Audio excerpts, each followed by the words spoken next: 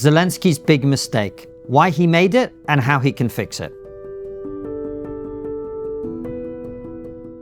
Before we address the events which unfolded in the Oval Office a few days ago, a bunch of disclaimers are sadly necessary. Such are the times we live in.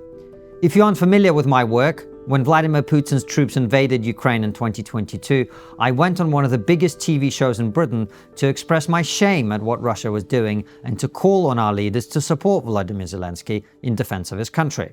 In the weeks that followed, I gave interview after interview and participated in endless debates about our involvement in Ukraine.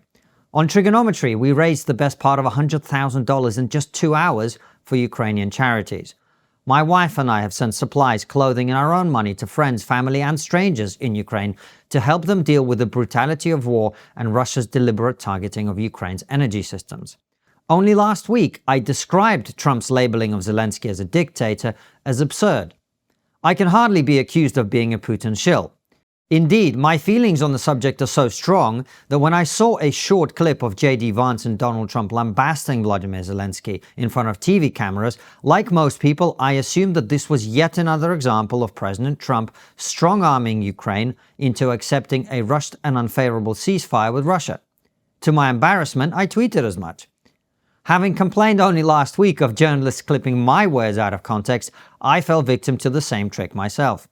When I watched the full 50-minute press conference, it became clear that President Trump had actually done his best to do a deal, and that it was President Zelensky who scuppered it through an ill-advised spat with J.D. Vance.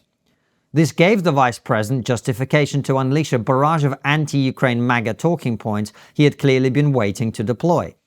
As if this wasn't enough, Zelensky then proceeded to mutter an insult under his breath, interrupt and argue with President Trump himself, which led to the deal offer being withdrawn and Zelensky being sent to his room without his supper. So, why did this happen and how can peace be salvaged? To understand why Zelensky acted the way he did, you have to consider the reality he's been operating in. For the last 3 years, he's led his country in heroic defense against a brutal and barbaric invasion. He saw innocent Ukrainian civilians being slaughtered, tortured and raped. He watched missiles and drones rain down on his towns and cities. He welcomed Ukrainian prisoners of war on their return from Russian prisons and torture camps, only to discover they were emaciated, bruised and broken. He's spoken with Ukrainian parents whose children have been stolen and taken to Russia. During the same time period, he has received standing ovations in every room he has entered. In Europe, across the political spectrum, Ukraine's cause is seen as just, righteous and important for our collective safety. Foreign leaders have traveled to Kiev for photo op after photo op. He's spoken in every major parliament in the world. Praise and attention have been lavished on him from every direction. At every turn, he's been told, "We stand with Ukraine, Slava Ukraini," and so on. This is one of the reasons his negotiating position appears somewhat disconnected from reality. During the press conference, he argued that Russia must pay for the war on the basis that in history, whoever starts the war pays. What he appears to be missing is that this isn't remotely true. In history, whoever wins makes the losing side pay. While neither side has defeated the other, Ukraine can hardly claim victory. For all these reasons, the reality vortex he entered in the Oval Office would have been a shock.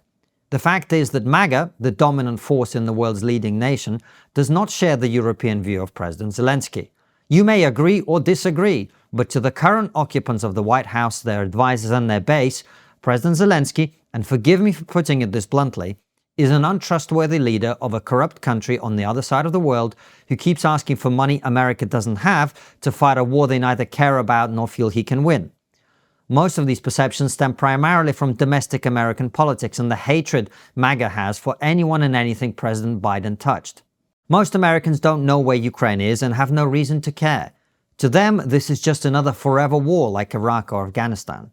In other words, President Zelensky walked into a room in which people who don't particularly like him, don't particularly trust him, and don't particularly care about his just and righteous cause, were nevertheless prepared to continue giving him money, weapons, and political support in order to make this problem go away. All he had to do was look grateful. When you're attempting to convert other people's goodwill into hard currency, that's the bare minimum. And for 40 minutes, Zelensky just about managed. The rationale for the argument he then instigated with J.D. Vance is not without merit. As I explained in my last video on Substack, Zelensky's primary concern has to be what are known as security guarantees. This is a fancy way of saying that Putin is a proven liar who can't be trusted to stick to any agreement that's reached. Therefore, the only way to prevent another invasion is through a permanent presence of European or American troops in between Russia and Ukraine. He kept making this point over and over during the press conference and did so diplomatically enough. But the way he challenged Vance directly in front of the cameras was catastrophically stupid. Sure, if you hate Trump and Vance and think they're taking part in the YouTube debate, then Zelensky made a valid point. But this wasn't a debate. They're all supposed to be on the same side. And the person who has the most to lose from them not feeling like they're on the same side is Zelensky, or more importantly, his nation. The arguments about security guarantees should have been made with tact, diplomacy, and in private. To make things worse, he followed this unfortunate error with another much bigger one.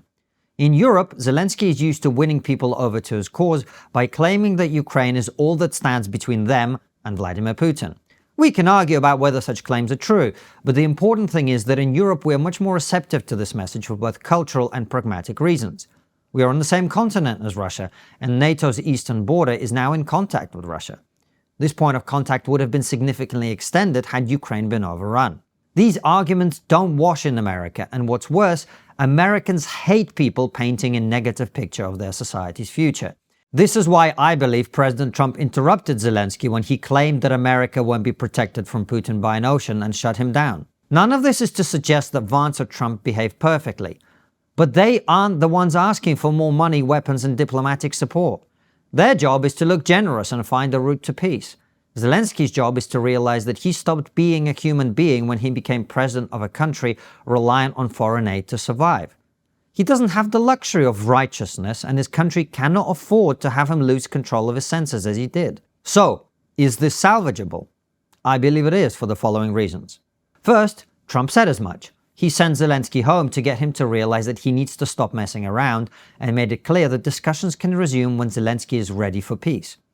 Secondly, the facts on the ground make some sort of settlement brokered by the US inevitable. Without foreign support, Ukraine's brave defense would fold within weeks, and Europe, despite the cheerleading of its politicians, does not have the military-industrial capacity or popular will to support Ukraine in this way by itself.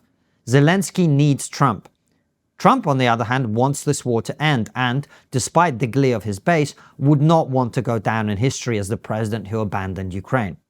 All Zelensky has to do is apologize for his tactless behavior and recognize that, like it or not, if you're fighting a war with someone else's weapons, they are going to have a say in how that war ends. If you enjoy these videos, you should know that they're available on my Substack at konstantinkisin.com days, weeks, sometimes months ahead of time. Head on over there now using the link in the description and subscribe. The news we consume shapes how we view the world. But what happens when the stories we see are filtered through the lens of bias and hidden agendas? That's where Ground News steps in. Ground News is the app I use to cut through the noise and get closer to the truth. It's designed to uncover bias and show you the full picture. Visit ground.news/TRIGGERnometry to see how it works for yourself. The blind spot feed is a game changer. It reveals stories that either the left or the right are ignoring. For example, here's a story I found on Ground News. Nigeria is admitted as a partner country of the BRICS bloc. Interestingly, out of 108 sources, only 4 outlets on the right covered this. And here's a story almost entirely absent from left-wing coverage. Many Americans support Trump's agenda, but not the person. New York Times Ipsos poll. Ground News doesn't just show you the headlines, it provides insights like the number of sources reporting on a story, their bias, and their reliability. You won't find this level of transparency anywhere else. Right now, TRIGGERnometry viewers who subscribe through our link can get 40% off the Unlimited Access Vantage plan, the same plan we use. Just click the link in the description or scan the QR code and subscribe at ground.news/TRIGGERnometry. Your subscription helps Ground News bring transparency back to the media, something that I fully support.